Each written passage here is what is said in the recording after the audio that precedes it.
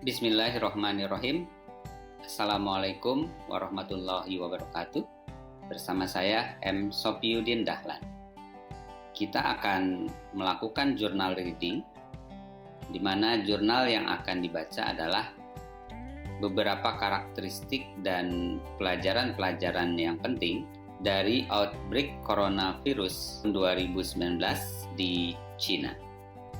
Rangkuman dari 72.314 kasus dari CDC and Prevention China.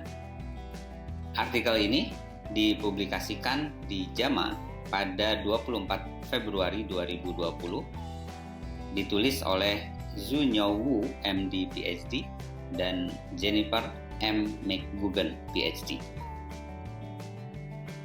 Pada artikel dibahas karakteristik epidemiologik, perbandingan COVID-19 dengan SARS dan MERS, serta respon terhadap epidemik.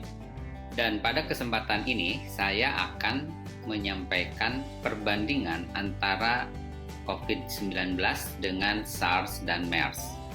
Tabel ini menyajikan perbandingan antara COVID-19, SARS, dan MERS.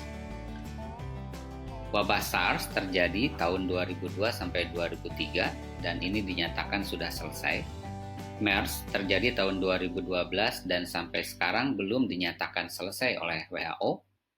COVID-19 terjadi tahun 2019 sampai dengan video ini dibuat. Ada kesamaan antar ketiga wabah ini. Dari segi transmisi sama-sama zoonotik, artinya penyakit ini transmisi awalnya bersumber dari hewan ke manusia.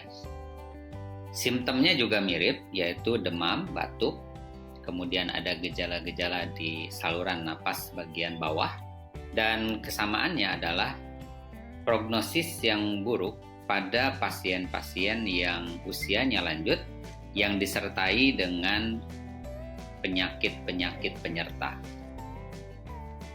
Penanganan untuk ketiga penyakit ini masih bersifat suportif oleh karena belum ada antivirus yang spesifik untuk menanganinya.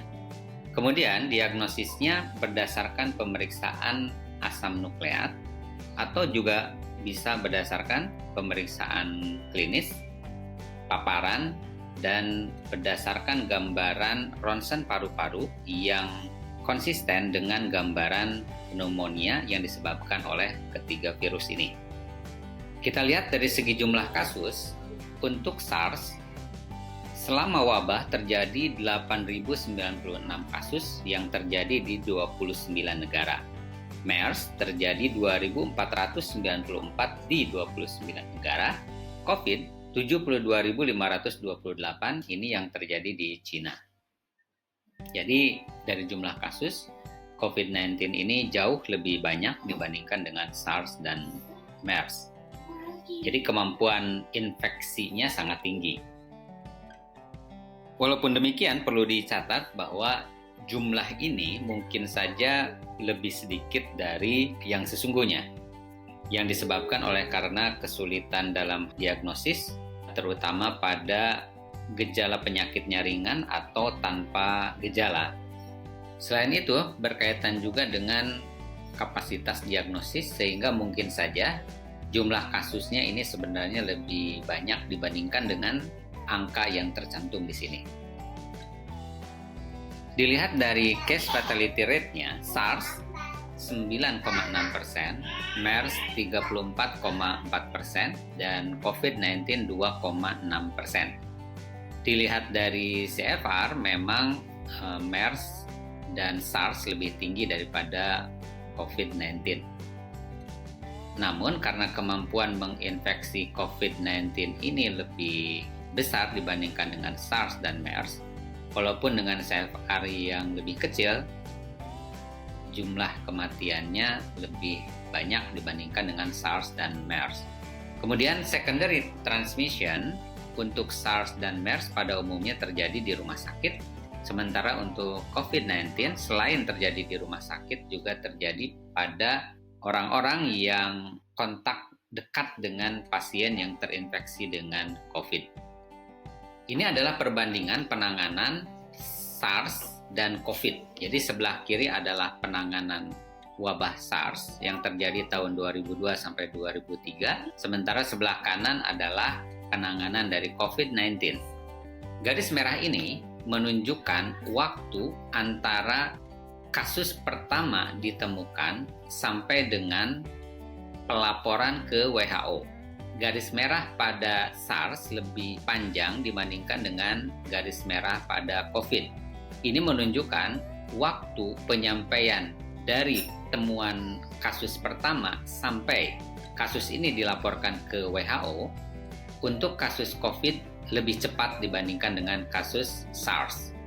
Berikutnya, garis biru menunjukkan waktu antara WHO diberitahu tentang wabah ini sampai dengan WHO menyatakan bahwa ini adalah suatu wabah.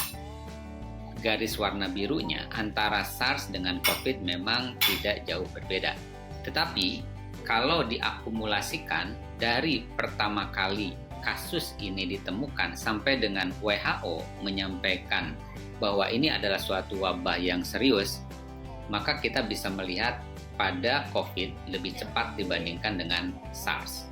Selanjutnya, garis warna hijau ini menunjukkan waktu yang diperlukan antara penemuan kasus pertama sampai ditemukannya penyebab. Pada kasus SARS, kasus pertama pada November, baru pada bulan April, para ilmuwan menemukan apa penyebab dari wabah. Jadi diperlukan sekitar 5 bulan untuk menemukan atau mengidentifikasi penyebab dari wabah itu apa. Sementara untuk mengidentifikasi penyebab dari wabah yang terjadi di Wuhan, diperlukan waktu yang jauh lebih cepat.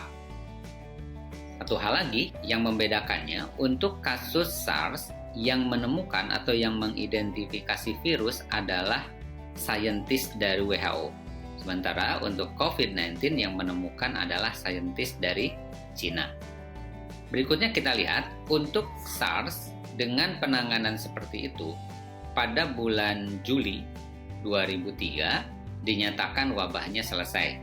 Pada bulan Juli tanggal 5, status akhirnya adalah di Cina terjadi 5.327 kasus dengan 349 kematian, sementara di luar Cina 2.769 kasus, 425 kematian.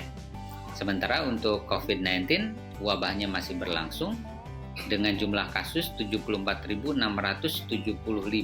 di Cina, di mana 2.121 diantaranya meninggal, dan di luar Cina 1.073 kasus dengan 8 meninggal. Dengan catatan ini dibuat sampai dengan laporan ini dibuat, yaitu bulan Februari 2020. Mudah-mudahan memberikan pembelajaran buat kita tentang bagaimana wabah dan penanganan wabah COVID-19. Mudah-mudahan kita bisa belajar banyak dan bisa melakukan langkah-langkah yang jauh lebih baik dibandingkan dengan yang sudah dilakukan oleh negara Cina. Terima kasih. Saya M. Sofiuddin Dahlan. Wassalamualaikum warahmatullahi wabarakatuh.